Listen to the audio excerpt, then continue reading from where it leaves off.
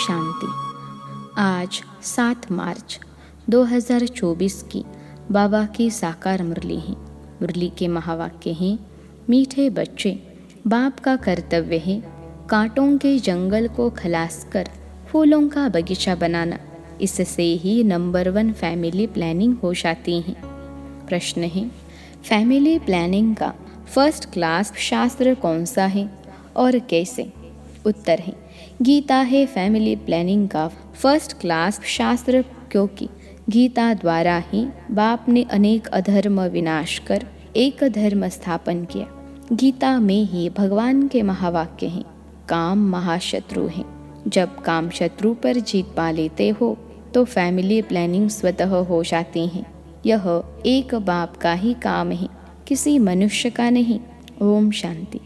शिव भगवान वाच, बाप बेट रूहानी बच्चों को समझाते हैं, इस दुनिया को तो आसुरी दुनिया जरूर कहेंगे, नई दुनिया को देवी दुनिया कहेंगे। देवी दुनिया में मनुष्य बहुत थोड़े रहते हैं। अब यह राज भी किसको समझाना चाहिए? जो फैमिली प्लानिंग के मिनिस्टर होते हैं उन्हों को समझाना चाहिए। बोलो, फैमिली प्लानिंग की ड्यूटी तो गीता के कथन अनुसार एक बाप की ही है। गीता को तो सब मानते ही है। गीता है ही फैमिली प्लानिंग का शास्त्र। गीता से ही बाप नई दुनिया की स्थापना करते हैं। यह तो ऑटोमेटिकली ड्रामा में उनका पार्ट नोंदा हुआ है।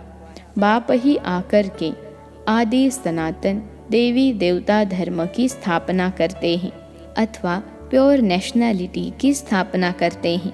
अपने को देवी देवता धर्म का ही कहेंगे।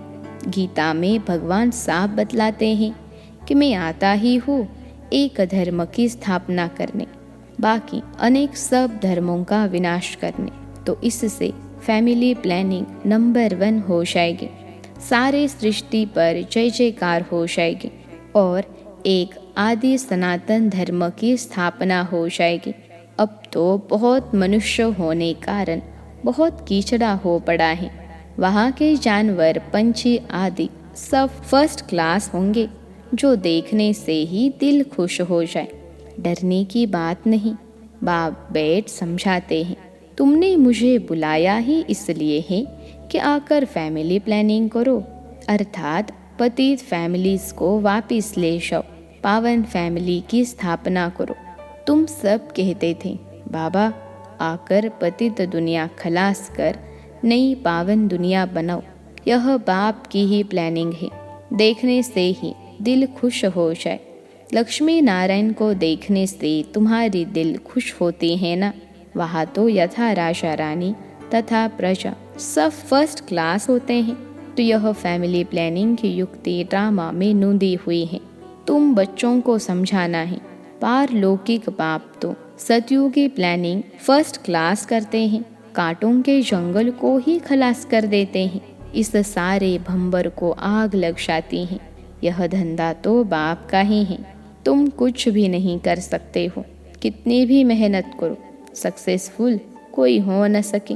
बाप कहते हैं, जिस काम विकार को तुम अपना मित्र समझते हो वह बड़ा भारी दुश्मन है। बहुत हैं जो उनके मित्र बन जाते हैं। बाप ऑर्डिनेंस निकालते हैं, तुम इस पर विषय पहनो, तुम समझाओ। बाप कहते हैं काम महाशत्रु हैं। विचारों को पता ही नहीं कि फैमिली प्लानिंग कैसे हो रहा है।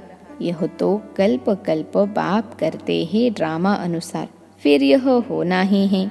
सतयुग में बहुत थोड़े मनुष्य होते हैं, इसमें फिक्र की कोई बात नहीं।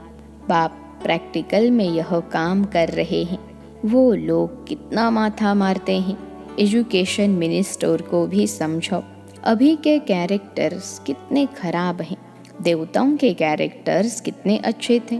तुम बेपरवाह होकर वाने चलो। बोलो, यह कोई तुम मिनिस्टर का काम नहीं है, यह तो ऊंचे ते ऊंच बाप का काम है। इन देवताओं के राज्य में एक धर्म, एक राज्य, एक भाषा थी।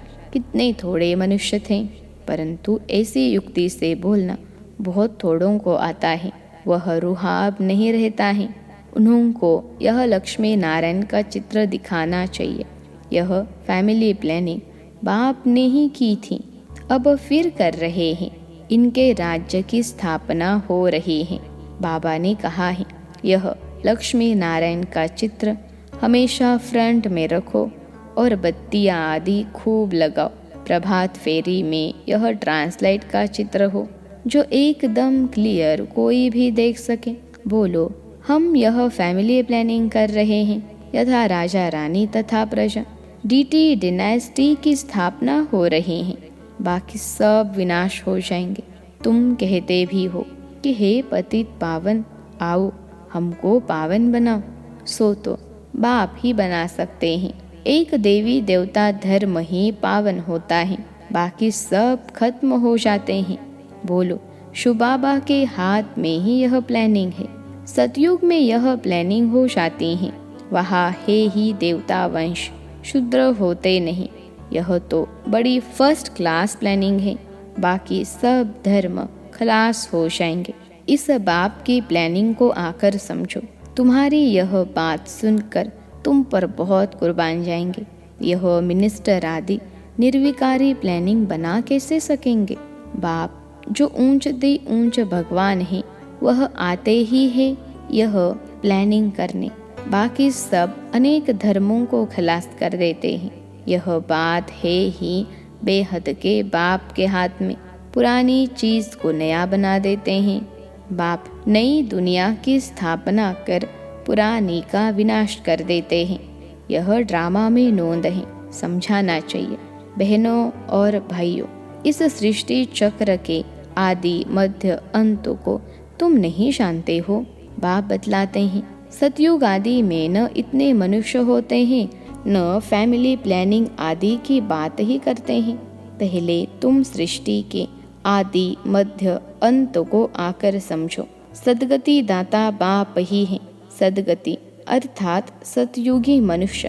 पहले पहले यह देवी देवता बहुत थोड़े थे। फर्स्ट क्लास धर्म था। बाबा फूलों की फर्स्ट क्लास प्लानिंग करते हैं, फर्स्ट क्लास प्लानिंग बनाते हैं। काम तो महाशत्रु हैं। आजकल तो इनके पिछाड़ी प्राण भी दे देते हैं। कोई की किसके साथ दिल होती है। माँ बाप शादी नहीं कराते हैं तो बस घर में ही हंगामा मचा देते हैं। यह है ही गंदी दुनिया। सब एक दो को कांटा लगाते रहते हैं। सतयुग में तो फूलों की वर्षा होती है। तो ऐसे ऐसे विचार सागर मंथन करो। बाबा इशारा देते रहते हैं, तुम इनको रिफाइन करो। चित्र भी भिन्न भिन्न प्रकार के बनाते हैं। ड्रामा अनुसार जो कुछ होता है वह ठीक है। किसको समझाना भी बहुत सहज है। सबको ध्यान बाप की तरफ खींचवाना है। बाप का ही यह काम है। अब बाप ऊपर में बैठा हुआ यह काम करेगा नहीं। कहते भी हैं, जब जब धर्म की ग्लानि होती है, आसुरी राज्य होता है, तब तब आकर इन सबको खलास कर देवी राज्य की स्थापना करता हूँ। मनुष्य तो अज्ञान की नींद में सोए पड़े हैं। यह सब विनाश हो जाएगा। जो निर्विकारी बनते हैं उनकी ही फैमिली आकर राज्य करती हैं। गायन भी है, ब्रह्मा द्वारा स्थापना किसकी? इस फैमिली की। यह प्लानिंग हो रही है। ब्रह्मा कुमार कुमारियाँ पवित्र बनते हैं तो उन्होंने लिए जरूर पवित्र नई दुनिया चाहिए। यह पुरुषोत्तम संगम योग बहुत छोटा है। इतने थोड़े समय में कितनी अच्छी प्लानिंग कर देते हैं। बाप सबका हिसाब किताब चुकतो कराए अपने घर ले जाते हैं। इतना सारा कीचड़ा वहाँ नहीं ले जाएंगे। छी आत्माएं जा न सके, इसलिए बाप आकर गुलगुल बनाकर ले जाते हैं। ऐसी ऐसी बातों पर विचार सागर मंथन करो। तुम रियलाइज करते रहते हो। बाप कहते हैं, मैं एक धर्म की स्थापना कराने तुमको रिहर्सल करा रहा हूँ। यह फैमिली प्लानिंग किसने की? बाप कहते हैं, मैं कल्प पहले मिस्र अपना कार्य कर रहा हूँ। पुकारते ही है, पतित फैमिली से बदल कर पावन फैमिली स्थापन करो। इस समय सब है पतित। शादियों पर लाखों खर्चा करते हैं, इतना शादमाना करते हैं और ही पावन से बदल पतित बन जाते हैं। तुम बच्चों को अब यही ईश्वरीय धंधा करना चाहिए। सबको समझाना चाहिए। सब आसुरी नींद में सोए पड़े हैं, उनको जगाना चाहिए। गोरा बनकर औरों को भी बनाए तो बाप का भी प्यार जाए। सर्विस ही नहीं करेंगे तो मिलेगा क्या? कोई बादशाह बनते हैं तो ज़रूर कोई अच्छे कर्म किए हैं, यह तो कोई भी समझ सकते हैं। यह राजा रानी है तो हम दास दासियाँ हैं, तो ज़रूर आगे जन्म में कर्म ऐसे किए हैं। बुरे कर्म करने से बुरा जन्म मिलता है। कर्मों की गति तो चलती रहती है। अब बाप तुमको अच्छे कर्म करना सिखलाते हैं, वहाँ भी ऐसे ज़रूर समझेंगे कि अगले जन्म के कर्मों के अनुसार ऐसे बने हैं। बाकी क्या कर्म किए हैं वह नहीं जानेंगे। कर्म गाए जाते हैं। जितना जो अच्छा कर्म करते हैं वह ऊंच पद पाते हैं। ऊंच कर्मों से ही ऊंच बनते हैं। अच्छे कर्म नहीं करते हैं तो झाड़ू लगाते हैं, भरीड़ होते हैं। कर्मों का फल तो कहेंगे ना। कर्मों की थ्योरी चलती हैं, श्रीमत से अच्छे कर्म होते हैं। कहा बादशाह, कहा दास दासिया। बाप कहते हैं अब फॉलो फादर, मेरी श्रीमत पर चलेंगे तो ऊंच पद पाएंगे। बाप साक्षात्कार भी कराते हैं। यह मम्मा बाबा बच्चे इतने ऊंच बनते हैं, यह भी कर्म है ना। बहुत बच्चियाँ कर्मों को समझती नहीं हैं। पिछाड़ी में साक्षात्कार सबको होगा। अच्छी तरह पढ़ेंगे लिखेंगे तो नवाब बनेंगे, रुलेंगे पीलेंगे तो होंगे खराब। यह तो उस पढ़ाई में भी होता है। भगवानुवाच, इस समय सारी दुनिया काम चिता पर चल मरी है। कहते हैं स्त्री को देखने से अवस्था बिगड़ती है, वहाँ तो ऐसी अवस्था नहीं बिगड़ेगी। बाप कहते हैं नाम रूप देखो ही नहीं, तुम भाई भाई को देखो। बड़ी मंजिल है, विश्व का मालिक बनना है। कभी किसकी बुद्धि में नहीं होगा यह लक्ष्मी नारायण विश्व के मालिक कैसे बने। बाप कहते हैं मैं तुमको स्वर्ग का मालिक बनाता हूँ। यह लक्ष्मी नारायण सर्वगुण संपन्न थे। आजकल जिनका तुम नया ब्लड समझते हो वह क्या करते रहते हैं? क्या गांधी जी यह सिखा कर गए?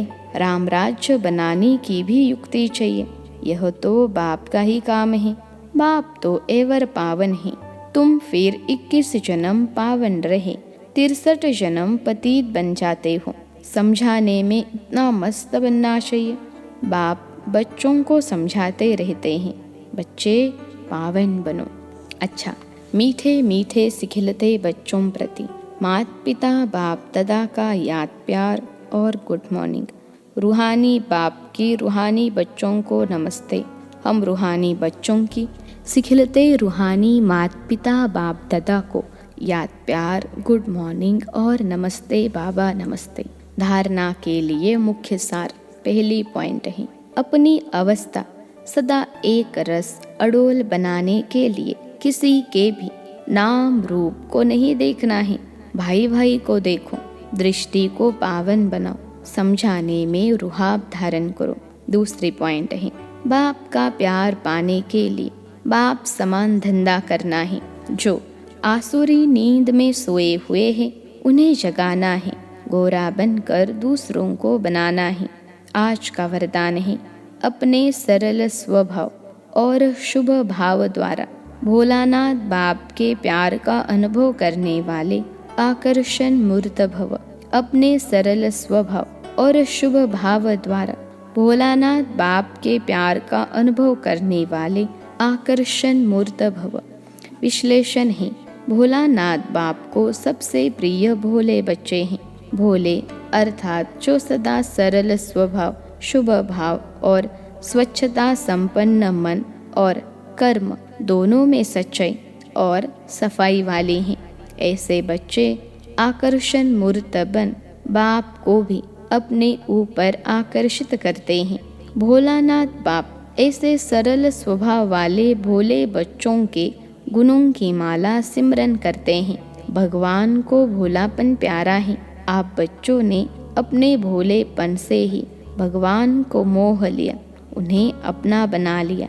आज का स्लोगन है, अपने चेहरे और चलन से गुण व शक्तियों की गिफ्ट बांटना ही शुभ भावना शुभ कामना है। अपने चेहरे और चलन से गुण व शक्तियों की गिफ्ट बांटना ही शुभ भावना, शुभ कामना है। अच्छा, ओम शांति।